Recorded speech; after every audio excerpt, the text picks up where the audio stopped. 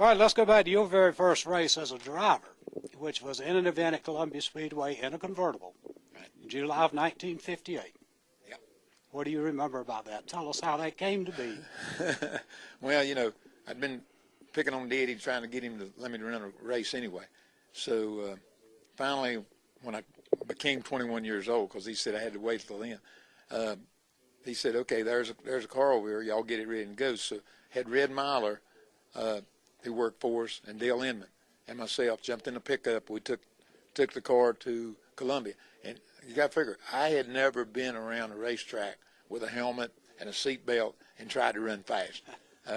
Any dirt tracks or any asphalt or any other kind of race car, and even motorcycles or go-karts, you know. But you did ride on your daddy's hood one night watching the windshield, right? That was 1954, I think. Okay. Yeah, I had been around at speed. Well, of course, it was a caution flag, so it didn't count. But I got there and bolted myself in and went out and ran around the racetrack. And I don't think we'd change anything on the car because we didn't know enough to make any adjustments. And when you run dirt tracks, if it makes it through the corner, then that's about as handling as you're going to do because the track changes so much. So we just went out and ran, and I think I qualified 13th, and I think I wound up 6th in the race because a bunch of people fell out, and I think we was 5 or 6 laps behind when the race was over. But a couple of things I remember. I think Bob Wilburn and Fireball raced for the lead. I think I can remember that. But somewhere down the line, somewhere in the race, somebody blew a tire coming off the 4th turn, and the boards were just flying. And I can remember putting my hand up over my head, keeping getting hit, because we was in a convertible, guys, and keep them getting hit from the boards. And I do remember that much of it. And you know, it was just one of them deals where we went ahead and we ran the race. We loaded the thing back up, just tickled to death because we didn't hit nothing during the race. Of course, didn't run that fast either. But and coming back up the road, me and Dale, Red Myler, were riding in the pickup, and I looked over at Dale and I said, you know, I might like this driving part. So you know, that was the beginning of wherever we got to.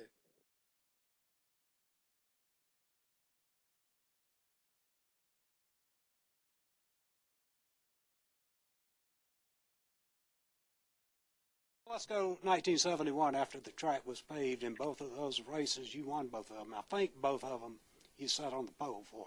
You know, I don't remember. I remember more of the old time stuff. Hey, that's me too. You know what I mean?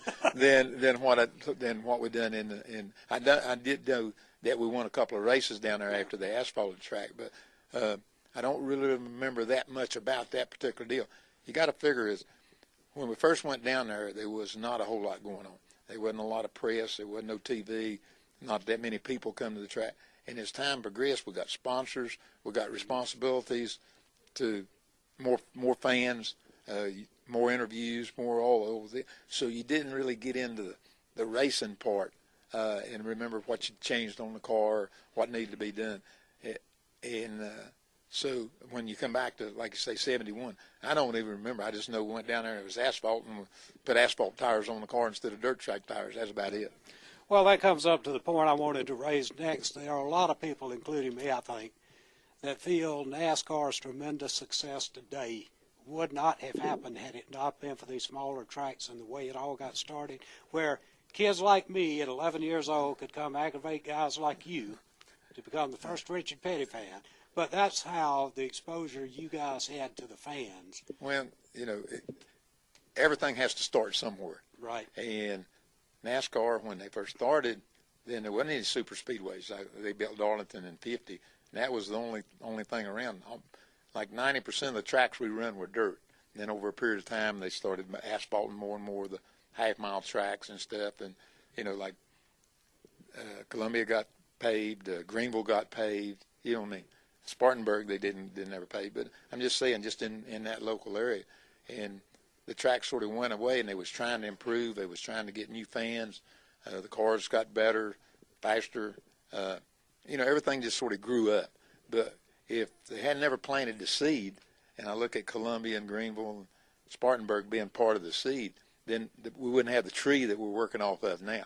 So it had to start somewhere in order to get things going. And, you know, up until RJR in '71, it was strictly a Southern sport.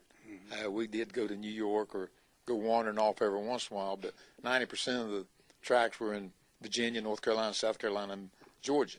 So we were sort of a southern racing organization.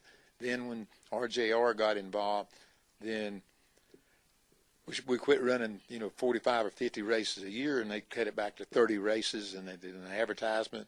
The racetracks, the way they looked at it, they didn't want to run 100-mile races because they spent as much time and effort and advertising on a 100-mile race where they had 20,000 people. They could spend the same amount of money and time on a 250-mile race and have 50 or 60,000 people. So they took us basically out of the Saturday night running and put us more of a professional deal. And that was really the beginning of getting us away from the short tracks and the small tracks and stuff. And, like North Wilkesboro lasted till, 10 or 15 years ago, and they finally eliminated it. Then they eliminated one race at Darlington and eliminated Rockingham altogether. Right. And that was a super speedway. That was a nice place. But we went into different parts of the country. But if we didn't have places like Columbia, we would have never went to Chicago or New Hampshire or California or Texas because there wouldn't have been any racing circuit going.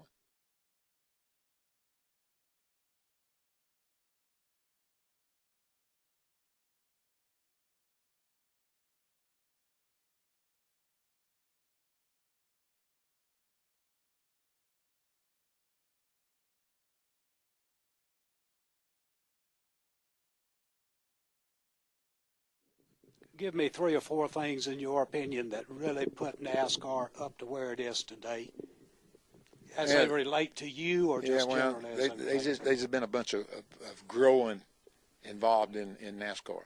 One of the first deals was just like we talked to, RJR got involved in 1971, and they started making it a little bit more professional from that standpoint. Then there's a bunch of different deals you can put in. Factories were in, the factories were out. That helped. It didn't really hurt when they went away because they left everything that they brought. But they kept making things bigger and better in the technology part of it. Then along in, I guess, 79 was the first time that we were on live at Daytona, flag to flag, and Cale and Donnie got in the big wreck deal, and that caused a sensation. It snowed all up and down the East Coast, so everybody was watching TV, and at that time it wasn't but 3 TV channels, so he's either watching the race or not watching TV, and so that was a big boost. Another big boost was along in right after that. Sometime they started building some more super speedways, so we started going outside of our part of the world, growing that. Then when they got the full deep TV deal where, every week, every race is on TV, then that was a big, big boost. And then to throw another one in is when we started getting sponsorship. So we was the first one to have a nationwide sponsorship, and that was in 72 with STP. After that, you started getting, the beer companies or banks or, whatever, a bunch of different people in. Okay, and what they did, they didn't just advertise in the South. They advertised all over the country. And so when they'd advertise, STP would advertise in Washington State, and we never run close to Washington State, still don't. But any of you new sponsors now, no matter what kind of business they're in, they, like Valvoline or whoever your sponsor is, these people just advertise all over the country. So that pre-sells us when we go into that particular section of the country, whether they got a racetrack or whether they're doing appearances or promotions and stuff. So those are the things that really made it go. Naturally, the more money was involved, the more technical they got, and now you got engineers instead of mechanics working on cars. And so all that stuff just, again, that all come from the seed of places like Columbia.